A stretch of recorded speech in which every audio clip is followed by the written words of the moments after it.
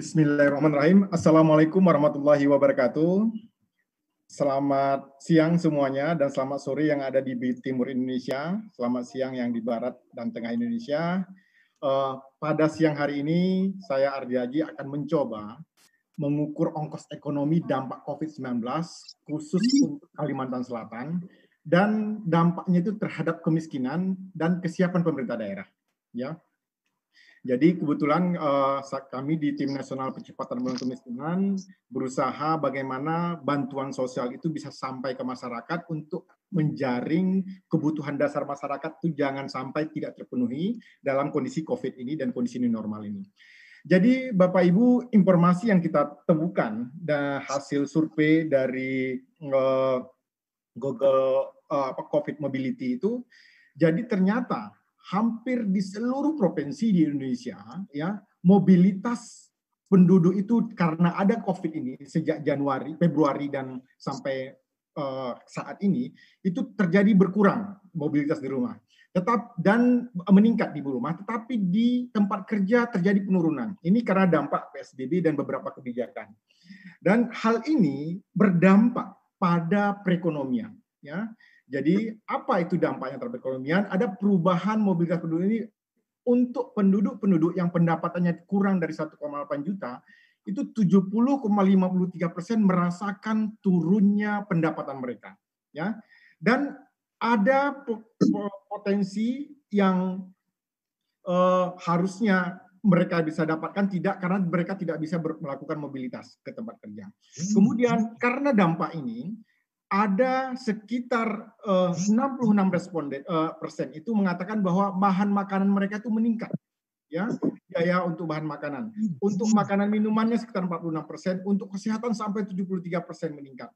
Jadi kondisi ini berdampak pada kesejahteraan. Terus apa sebenarnya kondisi existing kita di Indonesia? Penduduk miskin di Indonesia itu 9,22%, ya. Dan di Kalimantan Selatan ini kita sungguh salut dengan Kalimantan Selatan, angka kemiskinan hanya 4,47%, ya.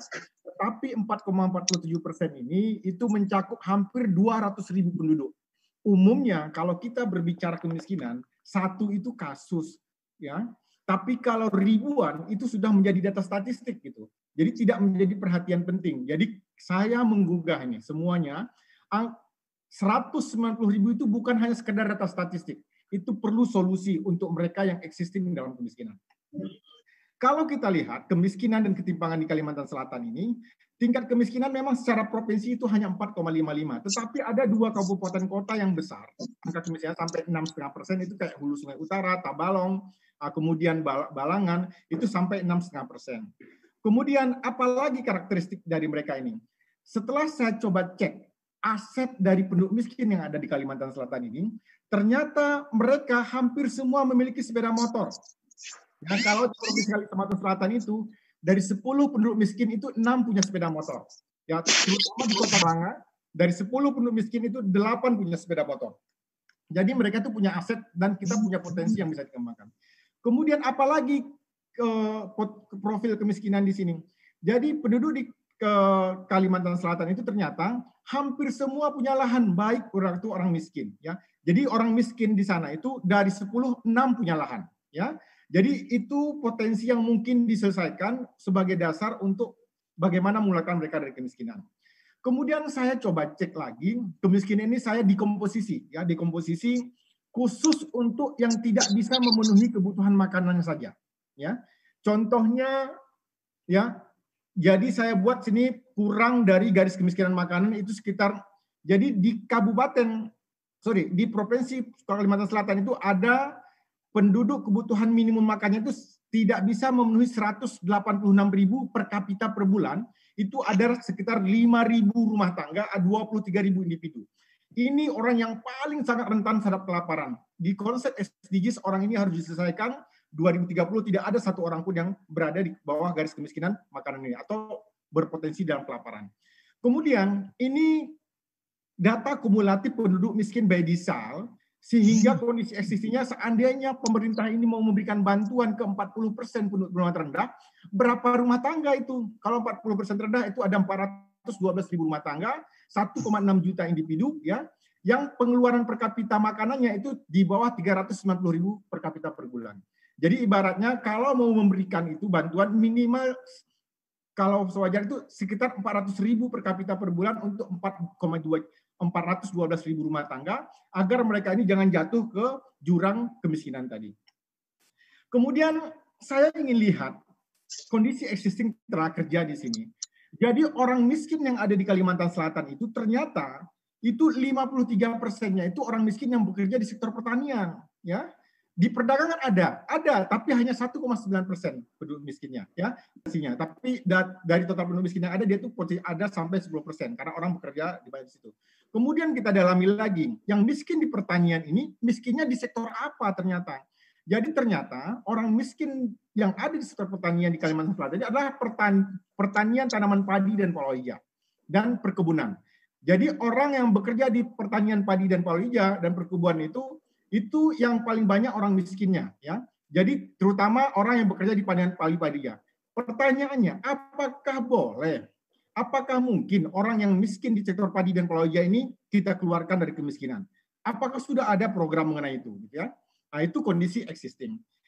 Selanjutnya, setelah saya coba ini hasil simulasikan, ya seandainya pertumbuhan ekonomi Kalimantan Selatan itu hanya sekitar 2,5% dan inflasi bisa sampai 5%, maka angka kemiskinan bisa sampai 5,19% di sana. Tetapi saya yakin untuk Maret itu belum terlalu dampaknya terlalu besar, tetapi sebenarnya sepanjang tahun angka kemiskinan di sana itu sebenarnya sudah meningkat sekitar 5,9% ke Kalimantan Selatan. Saya akan coba lihat dampak cost ekonomi dari sisi growth-nya. Saya bisa lihat dari sisi pendapatan, dari sisi pro-poor policy-nya.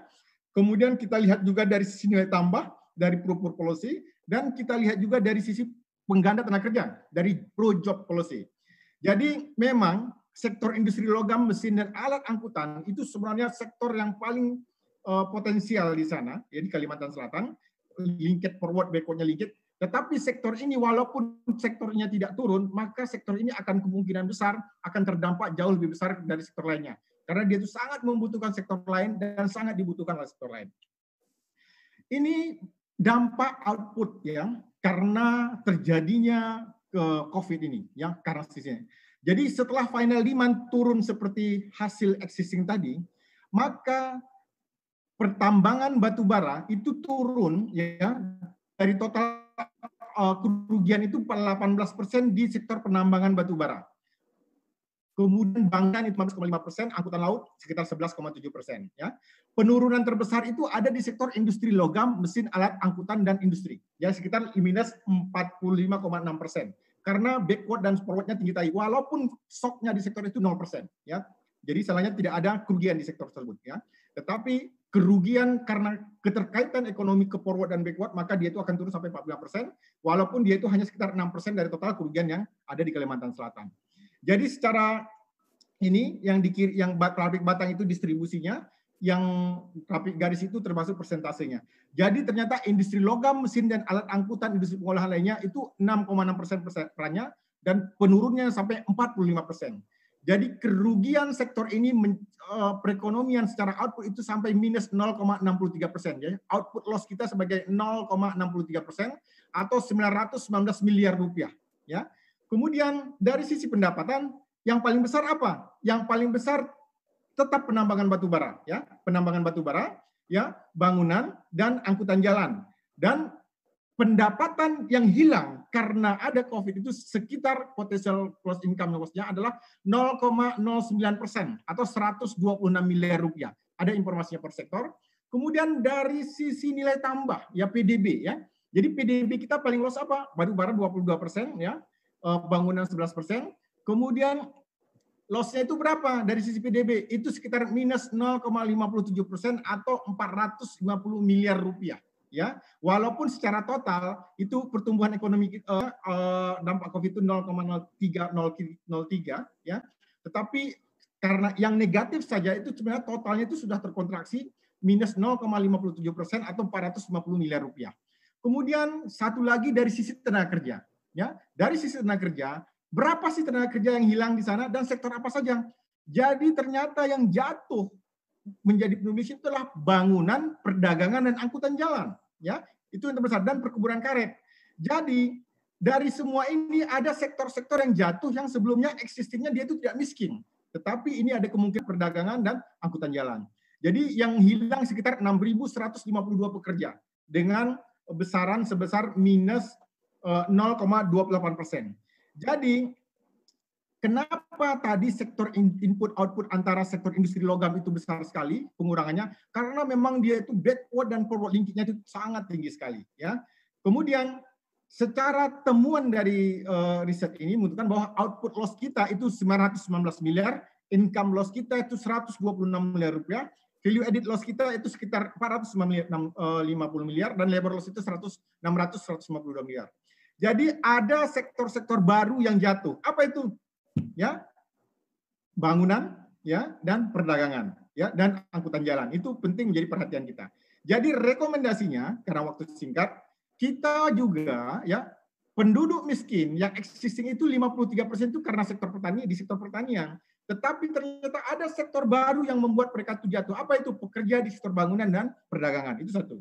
Kemudian kita perlu untuk yang existing ini apa yang miskin, entrepreneurship dan inovasi, ya, itu di sektor pertanian. Kemudian apalagi polisinya, program UMKM di sektor perdagangan perlu dioptimalkan, relaksasi pinjaman ke pihak perbankan dan sebagainya. Dan ada anggaran lebih 200 triliun untuk sektor UKM ini, optimalkan pemanfaatannya di Kalimantan Selatan, ya, karena COVID ini. Kemudian perlu peran perguruan tinggi di sini menjadi partner inkubasi bisnis, dan kuliah kerja nyata harus mensasar kondisi existing dampak COVID ini. Kemudian harus yang kedua, meningkatkan efektivitas pemanfaatan anggaran pemerintah pusat dan daerah. Apa? Insentif usaha ada 120 triliun. Apakah ini sudah dijalankan? PPH 21, pembebasan PPH, pengurangan angsuran dan sebagainya. Dan UMKM itu ada 123 triliun. Subsidi bunga, penempatan dana untuk restoran dan sebagainya. Ini perlu. Dan satu lagi memanfaatkan dana desa, ya, yang untuk menahan mereka supaya jangan jatuh miskin, dan untuk siapa saja dan desa yang untuk BLT dan desa itu, yaitu untuk yang kehilangan mata pencarian, belum terdata, dan mempunyai anggota keluarga rentan sakit, ya. Inilah, dan mereka itu belum menerima program-program yang lainnya. Jadi inilah jaring pengaman sosial yang disiapkan oleh pemerintah pusat. Semoga di daerah bisa berjalan dengan baik. Kemudian saran terakhir adalah dampak meningkatkan antisipasi terhadap peluang resesi ekonomi. Ini peluang resesi ini besar sekali. Jadi perlu kepemimpinan yang tangguh dan kuat, ya, pesannya. Yang kedua, langkah-langkah yang terukur. Yang ketiga, perencanaan jangka menengah dan panjang, ya, harus didesain yang baik. Kemudian rencana pembangunan mulai dari sekitar kita, mulai dari tetangga. Jadi sosial kapital harus dioptimalkan sekarang pemanfaatan. Gotong royong, saling membantu dan sebagainya. Dan saling mengingatkan. Dan ini, COVID ini bukan hoax, ini kejadian benar dan terasa. Kemudian memastikan janji apapun yang dibutuhkan dan benar-benar diimplementasikan dari para pengambil kebijakan dan daripada pelaku bisnis. Itu kira-kira hasil temuan saya. Terima kasih. Maaf bila ada kekurangan. Wassalamualaikum warahmatullahi wabarakatuh. Waalaikumsalam warahmatullahi wabarakatuh. Bagus sekali ya isi paparan dari Bapak Dr. Ardi tadi, banyak memberikan informasi yang menarik bagi kita. Terima kasih Pak atas pemaparan materinya. Ya, jadi sebelum lanjut